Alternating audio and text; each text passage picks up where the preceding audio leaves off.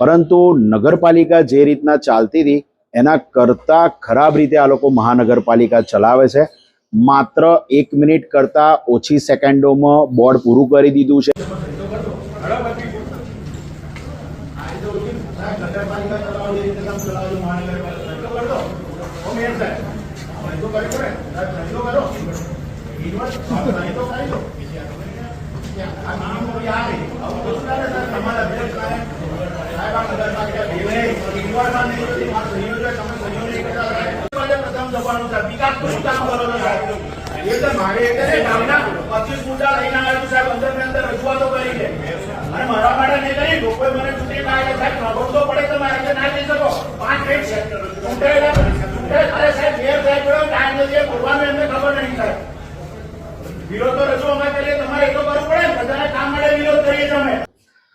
सामान्य सभा महानगरपालिका बनी અને ચૂંટણીમાં જેટલા ઉમેદવારો જીત્યા ત્યારબાદ પ્રથમ મહાનગરપાલિકાની સામાન્ય સભા હતી।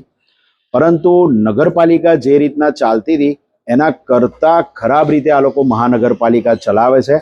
માત્ર 1 મિનિટ કરતા ઓછી સેકન્ડોમાં બોર્ડ પૂરું કરી દીધું છે। મેયર શ્રી અને સભા સંચાલન કરનાર પ્રમુખ શ્રી પણ કોઈ પણ પોતાના ઉપર જવાબદારી સ્વીકારવા તૈયાર નથી।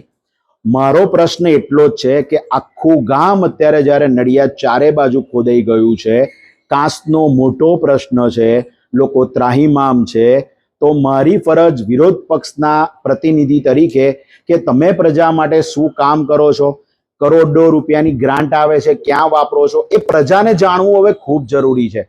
પણ આ લોકોએ કશું જણાયું નહીં। માત્ર એક નક્કી કરેલો એમનો એજન્ડા હતો દર વખતની માફક કે 1 જ મિનિટની અંદર પૂરું કરી દેવું છે।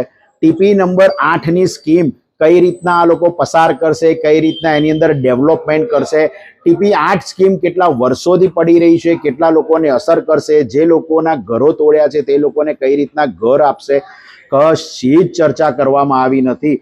માત્ર ને માત્ર ગણતરીની 1 મિનિટ કરતા ઓછીમાં આ આખો જ એજન્ડા પતાઈ અને સામાન્ય સભા પતાઈ દેવા। એટલે નડિયાદ હવે આજે તમે જાણો કે નડિયાદનો વિકાસ કેમ નથી થતો। 30 વર્ષથી આ જ વસ્તુ નડિયાદની અંદર ચાલી રહ્યું છે। આપણી આ નડિયાદની પરિસ્થિતિ, કરોડો રૂપિયા આવતી ગ્રાન્ટ 1 મિનિટની અંદર પસાર કરી, આ બધાની અંદર ખૂબ મોટો ભ્રષ્ટાચાર જોવા મળે છે।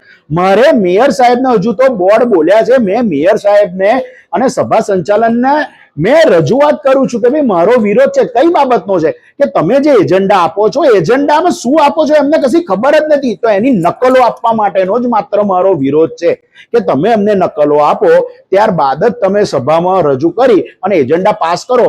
જો પ્રજાલક્ષી હશે તો મારી મંજૂરી છે, બરાબર।